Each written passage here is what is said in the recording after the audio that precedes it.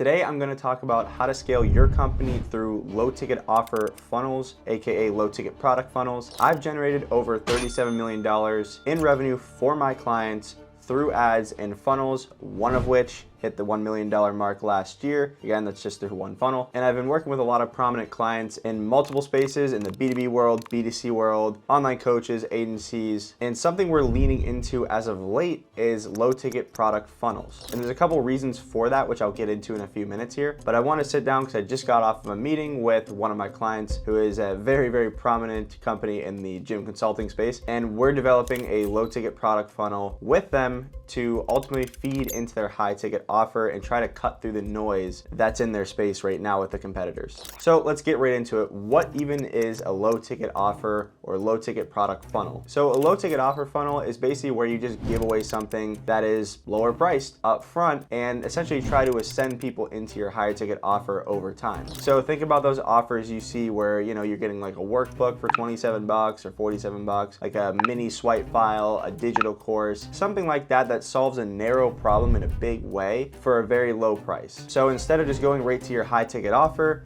you're essentially marketing something up front that's lower price and lower barrier to entry. So why even run a low ticket product funnel in the first place? If you're running a low ticket product funnel, here's the thing. You're essentially gonna sift through a lot of the noise that's out there, okay? So first off, most people are just gonna default to a VSL type call funnel or an application funnel because look, it is easier to spin up and there's nothing wrong with those. Time and time again, they work extremely well. Now, the thing is, these low ticket product funnels are harder to spin up, right? You got to integrate payment processors. You got to create multiple upsell pages. You have to actually focus on delivering the low ticket product and making the low ticket product good and everything. And you have to handle fulfillment on it if there's something like granting people access to a course or implementation calls, which we'll talk about in a sec. And of course, there's customer support. It's gonna be people hitting you up saying, hey, I never got my shipment, you know, if you're shipping them a workbook, or hey, I never got my logins to my mini course, you know, what's going on here, right? So there's a lot of different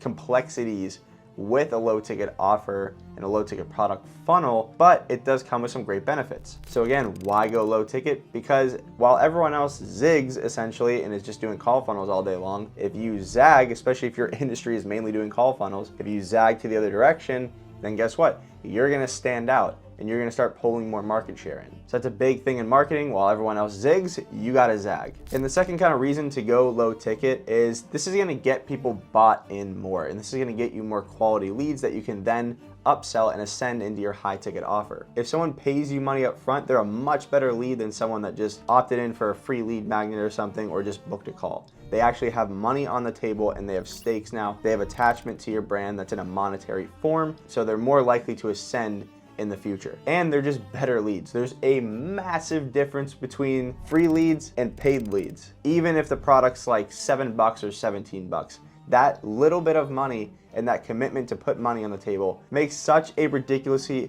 bigger difference in the lead quality. Because when you really think about it, most people just don't whip out their card on Facebook and just pay for something right there, like some random digital product, right, from somebody. Like, it just doesn't happen to most normal people. A lot of people will be like, it's a scam, but the ones that sit there and do sift through that noise and pay you right there for a low ticket offer, they're like, yes, I really want this problem solved, so I'm willing to pay it. So again, you're just gonna get better quality leads into your system with a low ticket offer than running some lead magnet funnel or even a call funnel. And the third reason to run low ticket is, look, I talk a lot about know, like, and trust on this channel. I mean, our ad systems literally are called the KLT ad systems that we build for clients, because where most people mess up with advertising is they don't get people to know, like, and trust them before they actually show up on a sales call for their high ticket offer.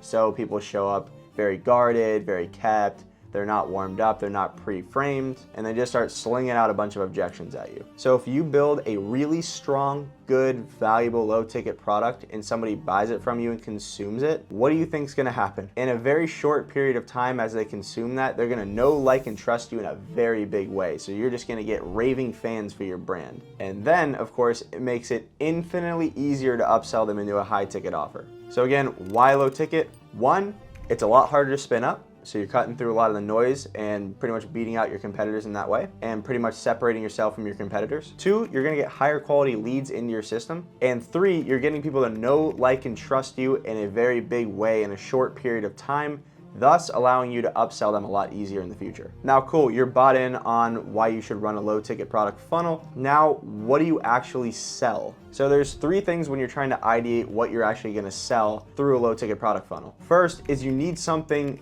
that's actually good that ties into your core offer. Okay, so I sell ads and funnels, for example. So I'm not gonna make some low ticket offer on sales. I might make a mini course on how to launch your first winning ad campaign in 30 minutes, and give people a swipe file of some ads they can take and some Canva files so they can run some statics or something like that, some swipe files of funnels. Or I might give away our best landing pages that have been converting for 5+ years for our clients so the customer can take them and implement them into their own paid traffic campaigns. But you see, all of these fall into the scope of my services. It's not some weird extraneous thing that I just fling out there to try and get people to buy. It's something that once these people consume this thing and it solves this narrow problem for them, it's gonna unlock a ton more problems down the line that I'm gonna solve with my high ticket offer. For example, if I start to get people to run ads through that mini course I was talking about, guess what's gonna happen after that? They're gonna be asking me, okay, cool, I'm running the ads. How do I check all this data? How do I scale this thing? How do I make more ads? How do I shoot video ads now? How do I optimize my funnel? Shoot, email marketing.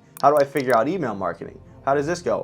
My emails aren't even delivering. What's going on here? So you essentially solve somebody's big problem or give them a ton of value for a very cheap price that then, once they consume that and implement it, creates a ton of problems on the back end that you can then solve with your high ticket offer. But again, they already know, like, and trust you from buying and consuming the initial low ticket product. So they're more likely to be like, yep, that's my guy. Like, who are people gonna go to? You just solved a big problem for them and gave a ton of value to them with this low ticket offer. They're just gonna go right back to you, buy your high ticket offering to solve all the other problems that you created for them. So in the second thing you need to keep in mind when you're ideating your low ticket offer, trying to figure out what to actually sell, is you need to make something freaking valuable, okay? If you don't make something highly valuable, then guess what? People are gonna look at you like you're just trash and you're a scammer. They're gonna be like, I just spent $27 on this or $47 on this and 2 hours of my time consuming this. I mean, come on, man. So talk about destroying know, like, and trust right there. People are not gonna ascend if your low ticket thing that you sold them sucks or is confusing to use, or it doesn't actually solve their problem. In my example, getting someone to run ads in 30 minutes is freaking massive, and I'm gonna make it really good. I'm gonna give them video script outlines. I'm gonna give them static images that have worked. I'm gonna give them a great funnel structure that I know works because I've generated 37 million in revenue for my clients and growing. So I'm gonna give them something good so they're like, yep, Evan's the man. I'm gonna go back to him for anything I need with ads and funnels. So that's how you ideate what you're actually gonna sell. Now, here are a couple other pro tips for low ticket offer funnels that you need to implement.